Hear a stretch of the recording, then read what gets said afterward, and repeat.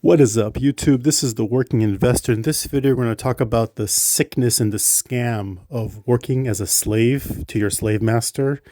We're going to talk about high yield dividend ETF funds and how they could potentially be the messiah, the savior of this slavery of indentured servitude of sickness that we have. And everything I'm going to tell you is my personal opinion. Do not do what I do. This is just my own perspective and my own thoughts. And you take your own risk. And I recommend you should speak to whom you have to speak to, your accountant, your lawyer, your financial advisor, etc. With that being said, you know, I highly believe that, work is the new modern slavery, indentured servitude. You take the best hours of your day, 9 to 5, your waking hours, or whatever hours you're working. You take the best years of your life, your most productive, youthful years of your life, even if you're healthy in your older years, you're taking your best healthy years of your life and you're working. And some of us are lucky and they say, if you work a job you love, you never work a day in your life. But the majority of people are not that fortunate. And also, even if you do enjoy what you do and you find meaning and you're helping people or you're doing some difference that you feel good about, at the end of the game, you're there to make your employer money. The moment you don't make your employer money, they will kick you to the curb before you can blink your eye and you'll be out of a job within a second. We are an at-will employee. That means we can leave whenever we want and they can kick us out whenever they want. So bear that in mind. And it's not like in the olden days when people would take care of their employers, their employees, and they'll have a pension. You're just a number. You're just there to make money for the most part.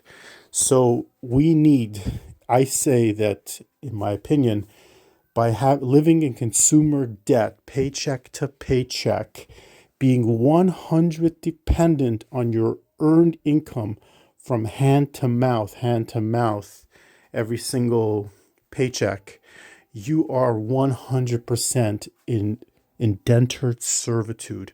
You are a slave for debt. You're a slave for work. And you're putting a lot of risk on yourself. When I think about the high yield dividend ETFs that are option based, I think to myself, I cannot afford not to invest in this because I cannot afford to be in a situation where I am living for a paycheck, trading one's time for money. Your most valuable thing in this world is your time. It's a non-renewable asset. And one would even argue that making yourself sick by working, one is actually shortening one's time in this world in length and also the quality of life. I don't think it's a fair trade for people to trade 5 days of the week for 2 days of perceived freedom. I call it perceived freedom because you're not really free. Because how much time do somebody spend in the periphery we don't think about, preparing for work, going to work, commuting back from work, thinking about work when somebody's not at work, all these intrusions of emails and calls that's stealing and robbing you from your free time. Somebody who had a hard day at work, who has to spend a couple hours decompressing, or maybe spend the weekend decompressing from work. And only when they finish decompressing from work, then they can start living their life, an actualized life. So you don't even understand how much work is being part of somebody's life. Some people are so sick that they identify their self-worth and their self-identity with their job. When you ask somebody, you introduce yourself to somebody, one of the first things people want to know is, what do you do for a living? Versus what is your passion, what is your goal, what is your purpose? because unfortunately, most people don't have any extra space and bandwidth in their life for anything but work. We're literally working ourselves to death. And we live in the day and age when we can try to get out of it. You know, maybe in the past, it used to be a simpler time. Maybe you could just buy a piece of raw land and build up your own house and just live off the land and have a simple life. You're working, but this is your own quality of life. But now everything, you have to pay for all these things and insurances and all these bills, and it's a modern day slavery. But there's also a remedy. There's also vehicles in the modern day to help one get out. And of course, the first thing is having a budget. Having a budget. If somebody does not know what money comes in and somebody does not know what money goes out, they are completely blind and they don't know what to do.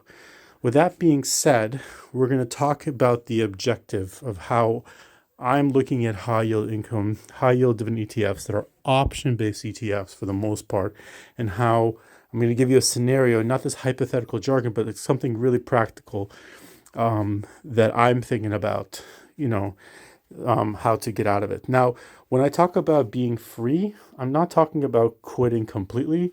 I'm talking about a concept called barista fire. Barista fire means that somebody no longer has to worry about a full-time job for their income. And some people, when they retire, they don't need the money, but they go and work in a library, or they work as a barista in Starbucks or whatever local coffee place, just because they enjoy the interaction, they enjoy bringing a little income. They do it for kind of like a hobby and fun, and also because their cost of living is so low, they can live off this little marginal income and let their investments do what they do. And yeah, you can also get health insurance and stuff like that, because unfortunately in the United States of America, you could buy your own insurance in exchange, but sometimes you may get a better price or a better discount. So some perks with doing that kind of stuff as well. So I'm talking about barista fire. That just for specificity. So there's two objectives. You need to ask yourself, are you looking for an 100% salary replacement, a gross salary to gross salary replacement? Or are you just trying to cover your life expenses? Because if you live on 50% of your income, then you only need 50% if you just want to cover your life expenses. That's something to think about, right? Something else to think about is that when you're looking for an income replacement, look at the tax implications from your labor, from your wages, from your indentured servitude income versus the tax implications from dividends. Now, I'm not I'm not a tax person, but I like to study this tax code and look at it. And there's something called Social Security and Medicare that we pay in. This is based on 2021. I don't think it changed much, 2022. So there's 15.3% total that gets paid for Social Security and Medicare. And that comes only, if I'm not mistaken, and I'll show you a source that I looked up, from earned income, from labor, right? And usually the employer pays 50% and the employee pays 50%. So 7.65 and 7.65 to equate to a total of 15.3%. Believe me, it's not free. When your employer pays your portion of the 7.6, their portion of the 7.65% for you, that's coming out of your paycheck in an indirect way, because you possibly could have gotten a salary that's 7.65% more, but they have to give you a lower salary because they have to factor in the costs of having another employee. So it is factored in indirectly. You are paying for the whole thing indirectly. You just don't feel it. So yes, and you can look this up yourself if you'd like, but I could show you where I looked it up. Basically, yeah. So when it comes to some income doesn't count for Social Security and shouldn't be included in figuring out the earnings. Well, it says Social Security, it doesn't say Medicare, but I have to I think it's Medicare included. Just double check. If I'm wrong, let me know. Such income comes include any of these: dividend from shares of stocks and interest on bonds. Yeah, so you have to look into there's something to think about, some food for thought, that when you're looking for income replacement, maybe may not need 100% income replacement. Maybe you can subtract 7.65 or 15%, so you have to look into, or 7.65 less than what you make now. It's something to think about, and then something else you want to think about is your risk tolerance. Are you going to be using margin or no margin? So margin is a loan that you get from your broker, and you have to look at the margin rates. And people use loans all the time. People who use loans to leverage to get further ahead. That's why people are very attractive to real estate, because you put 20% down, you borrow 80%. So when you have a loan, you can get there faster, but you are taking on more risk. It's a double-edged sword, but you pay that interest, and it's the cost of doing business. And you may want to think how you want to manage your positions, because if one is taking on margin, then you have to think more, scrutinize your assets, if how risky those assets are, and if you get a margin call or not.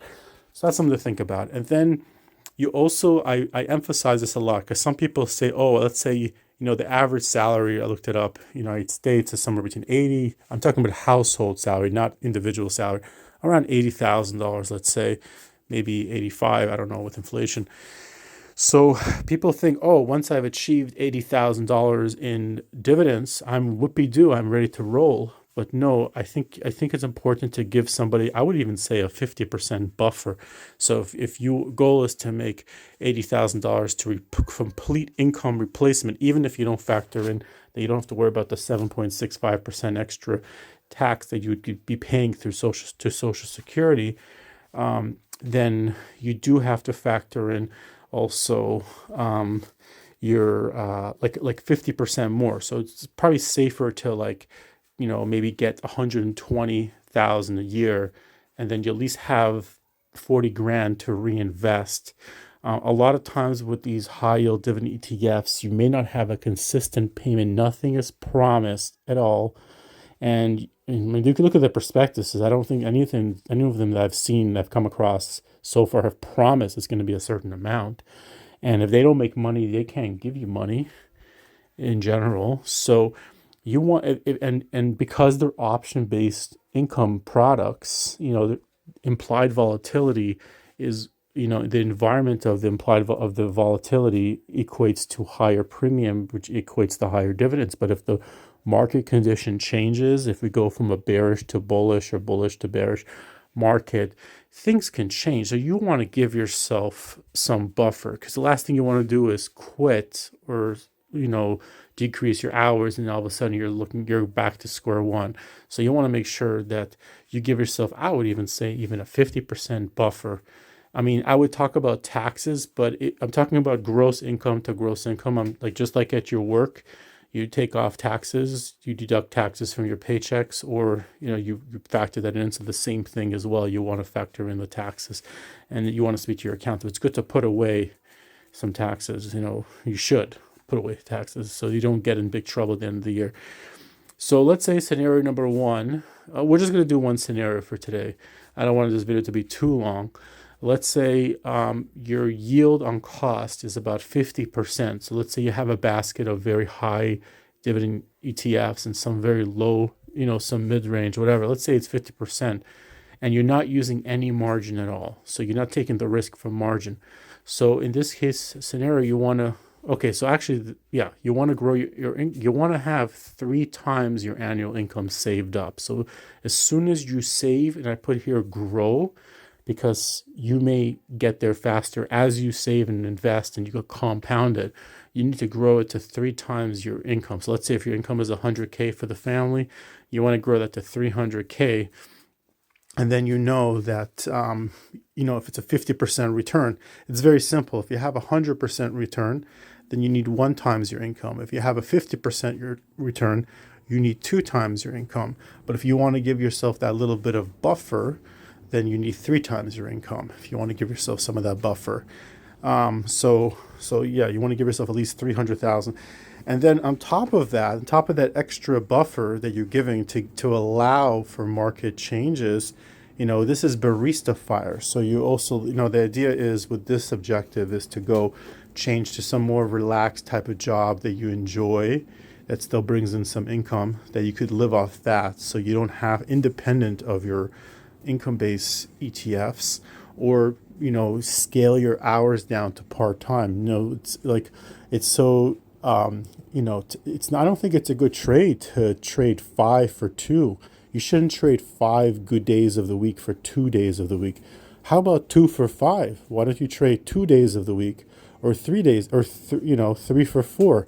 Work 3 days and be off for 4 days. Like that's a at least the majority of the week. Give yourself back. Give your family that time.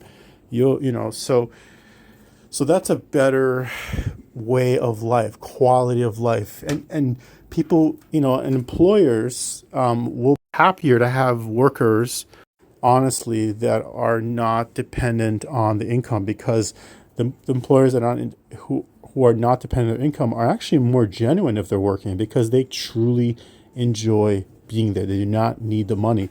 They're able to think out of the box and be creative and productive and high performing. I would say arguably even more than people that are burnt out to the crisp and overworking themselves to death. So it could be a win-win for everybody in a way. Anyways, this is my rant. Again, my own personal perspective. Again, look at all the disclaimers in the description. And I hope you guys enjoy. Have some food for thought. Have a wonderful evening. This is The Working Investor, over and out.